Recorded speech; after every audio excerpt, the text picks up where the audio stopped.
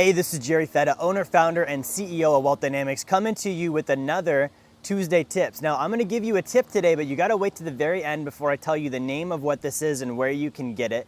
But in today's video, I'm gonna share with you, if you're a high income earner, if you're making, $200, $300, $400, $500,000 a year and more in taxable income, maybe you're a business owner, an entrepreneur, a doctor, a lawyer, a chiropractor, whatever you might be, I'm gonna share with you how to get rid of about $300,000 of your taxable income legally where the IRS cannot touch it. So stick around to the end of the video.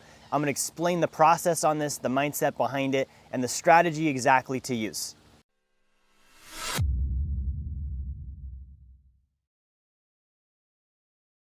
Hey, what's going on? This is Jerry Fetta again, coming back at you with our Tuesday tips. So I want to address you guys that are high income earners, right? So if you're making, $300,000 a year or more, whether you're an entrepreneur, whether you're a business owner, no matter what your position is, right? If you're making high income, one of the things that goes with that is high taxes, right? And for me, when I look at the system of taxation, it is actually in direct opposition to building wealth. When I study the top 1% of wealth historically, they use the tax code to legally reduce their taxes, right? So the tax code, if you look at it, between the actual code and all of the notes and cases and all this different stuff that goes into it, it's over 100,000 pages long, right? Did you know if you lined up every single page of the tax code in a room, page by page by page, and you lined it up sideways and you fired a gun into the tax code, the bullet would not make it through the other side of the paper. That's how long the tax code is. Right now, we need to understand the tax code is actually there to help us reduce taxes, right? I talked to a business owner the other day. He owns a construction company that does, multi-million dollars per year, and they've got locations across the US. And he's like, man, I bring home about $2 million a year after, everything before I pay my taxes. And he's like, I'm gonna owe like a $400,000 or $500,000 tax bill. What do I do? Right, and so I was talking to him, and I want to make sure you guys know I'm not a CPA. I'm going to give you some insight and education here. We have a tax team we work with called TaxHive. And so when it comes time to actually execute, it's important to use a team, a CPA, the right technology, the right strategies, right? So I'm going to give you a couple of ideas today. Now, the first part is kind of the mindset behind lowering taxes, right? This goes back to Andrew Carnegie's book, The Gospel of Wealth, okay? I can pay taxes and hope that the government does a good job with it, and hope that they take care of people and they do the right thing. Now, if I study the track record of the government, that's not something that they do. They're not good at that. Right? They're actually in a deficit. They're spending more than they earn. And then every year, they're almost every year asking for, increasing the debt ceiling, which is the government's equivalent of asking for a credit line increase. We need to be able to borrow more money so we can spend more on the credit card so we can keep up with our monthly payments. That's essentially what's happening there. So I don't love that. When I look at that, there was a report that came out in the 1980s under Ronald Reagan's administration called the Grace Report. The Grace Report showed in the 80s at this time, the majority of the revenue brought in through income taxation in the United States was actually going to cover interest that the US Treasury paid on loans to the Federal Reserve Bank. That was basically the entirety of the budget, right? You sprinkle in some war, we need to go bomb some brown people that live in sandy countries real quick, right? And then it's like, okay, well, what's actually left? And we've got all these organizations and government groups and overpaid people that really don't accomplish much of anything, regardless of what side they're on, right? This is not a political thing, it's a budget thing. So I look at that system and no, I don't want to fund that. I don't want to pay taxes into that, right? And there's this well, what about the roads? We had roads before income tax. Roads predate income tax. We've always had a solution for roads. Same thing with schools. This is something that we've had thousands and thousands of years of people successfully doing. We don't need income tax, right? Now, that's just my own little thing, but the reality is we have income tax. So I can either pay, like this guy said, $500,000 in taxes, knowing that it's really not going to do anything good for anyone, or I can take the Andrew Carnegie approach. Okay, Andrew Carnegie at one point was the wealthiest man in the United States, and he gave away the majority of his net worth. He when he died, he had about $100,000 that he gave to his daughter, out of his millions and millions and millions, and the rest of it he gave to bettering mankind. Right, so you have schools that this guy built, you have libraries, you've got swimming pools, you've got gymnasiums. This is something that he really went all out on. So my philosophy is this: if I can avoid paying taxes legally, that's the key, is legally using the tax code, and I keep the money, it's actually more ethical because I'm going to do better things with that money than the government can. I'm going to provide jobs, right? I'm going to donate to entities and charities and churches that I care about. I'm going to help people with it. I'm going to put it into the economy, right? And so really, I look at it as my responsibility as a high income earner to pay as little taxes as I legally can, right? And when I have that mindset and it's not cheating, right? It's the tax code. And let me tell you a little bit about the tax code.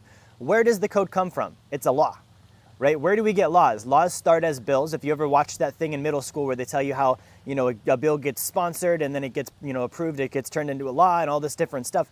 So the tax code is laws, okay? Came from a bill. Bills come from two different places, okay? Politicians and lobbyists. Okay, so a politician might draft a bill and then they sponsor it and they get it put through and turned into a law. Or a lobbyist, and a lobbyist is someone that works for a very wealthy individual or a very large corporation. A lobbyist works for that individual and they basically wine and dine the politicians, right? They want to be in their back pocket. They want to be, getting, special favors and getting their laws passed and getting their bills sponsored. So they're gonna, do campaign contributions and speaking engagements and consulting fees and all this different stuff to support politicians that can get a lobbyist's bill passed and put it through onto the actual being a law, right? So you've got the lobbyist. The lobbyist works for a top 1%er. Okay, so a top 1%er, for example, when COVID happened, right? To 2020, the last stimulus bill that came out. Did you know, in that stimulus bill, there was a rider from the life insurance companies like basically saying we need to be able to increase the contribution limits for high income earners, right? It had so much to do with COVID, didn't it? The idea that we need to be able to hide more money in life insurance real quick, right? But that got put through as a rider and it got passed as part of that bill, right? And that actually now is something that came to fruition. And so because of this, the MEC limits on policies are able to be higher than they were before. MEC limit is the contribution limit where you can hide money from paying taxes, right? So that actually went through on the bill and had nothing to do with the pandemic.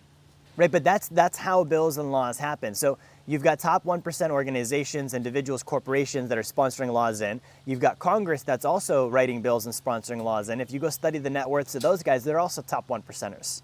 So the tax code was written and created like in a majority sense by the top 1%. Okay, and they're using it on a regular basis. And so the difference is, do I understand that? Do I leverage the code and use the legal laws and provisions that the government's giving me to say, hey, if you do this, we'll let you lower your taxes? Okay, ignorance really costs you on this one, right? So if I've got, a $300,000 a year income or $1 million or a $2 million a year income, or I'm like this client that's paying $500,000 in taxes, I would be willing to spend up to $500,000 to get rid of my tax problem. I'm gonna pay the money anyways, right? So if I can spend up to that number to get rid of the tax problem, I'm gonna reduce my taxes and I'm gonna keep that money and build wealth with it, right? We have a software we use for tax planning. On average, our tax plan saves an average client $40,000 in taxes. Not tax deductions, actual taxes. Your tax bill goes down by 40 grand. Okay, imagine if you had an extra 40 grand in your life that you were saving, you were investing, you were putting towards real estate. Guys, 40 grand, I can show you that with $40,000, you can get 2 rental properties that are gonna pay you a 12% cash on cash return. They're gonna appreciate, give you tax benefits, have debt pay down, right? Like that's something you could be doing instead of paying taxes, right? So I'm gonna give you a strategy here. If you are, and this is specifically for a high income earner that is a business owner or an entrepreneur. Okay, so if you're a business owner, if you're self-employed, you're an entrepreneur and you're earning, $300,000 a year in taxable income or more, here's a great strategy for you. It's called the Super K. Okay, Super K, and I learned this one from my friend Randy. He's an OG in the tax planning space. So this starts out with one critical tool. It's called obviously you've got your 401k. It's called a solo 401k. Okay, you could do a group or solo. So if you have no employees, you can do a solo 401k. If you've got employees, you're gonna do a group plan. So as an employee, because you're an employee of your own business, if you're a business owner, you can defer around $20,000 per year in your wages, meaning you can put it into the solo 401k or the 401k, deduct that. We're not gonna give it to Wall Street, we're gonna self-direct it, meaning you can put it in real estate, you can put it in precious metals, you can do private lending, you can do venture capitalism, all inside your 401k plan. Okay, a lot of people don't even know that you can do that, but you're gonna get a $20,000 deduction there. In addition to that, you can do profit sharing. So you're gonna be able to write off 20 to 25% of your profit up to around 60 grand, right? If you have a spouse, double that number. Okay, your spouse can put in 20 in elected salary deferrals. They can do profit sharing up to around 60 grand. You can do that too. So let's say I'm married and I'm a business owner and I'm doing this. That's $40,000 per year in tax deductions that I'm gonna get between me and my spouse on our salary deferrals, right? That's another 60,000 or so in profit sharing. So that brings us up to about 120. So I can really write off, $150 or so $1,000 per year just with that. Okay, now that's not even the Super K, that's just a solo K. In addition to the solo K, we have something called a cash balance plan. A cash balance plan is a defined benefit. It's a self-directed pension. So you can use the self-directed pension, fund that, and put another 6 figures in there as well. Again, it's self-directed. It's not going to Wall Street. You can use that for real estate. You can use that for venture capitalism, private lending, precious metals. You could even open a business with that money. Okay, in addition to that, I can do a 401h. Okay, a 401h is another, it's a health-based plan, but I can put in another $100,000 there. Right, and so what I just showed you is if you make $300,000 a year in taxable income, if you were to put maximum solo K contributions, maximum cash balance plan, maximum 401h, you're able to write off your entire income. You would pay 0 income tax. Right, not only are you paying 0 income tax, but you're keeping all that money. Like most people, when they try and reduce their taxes, they're like, I'm gonna go buy equipment or I'm gonna spend it. No, you're actually, you have 300 grand still. And it's self-directed, and you're able to use that to then invest and build your wealth in the future, okay? So if you're a high income earner, do not pass this up. Okay, this is not some secret plan. This is in the tax code. So if you're wanting to get help with this, I want you to reach out to my team. Say, I'm interested in the Super K strategy. We can get you set up with our team to get this put together. Thank you for watching. Like, share, subscribe. I'll see you next time.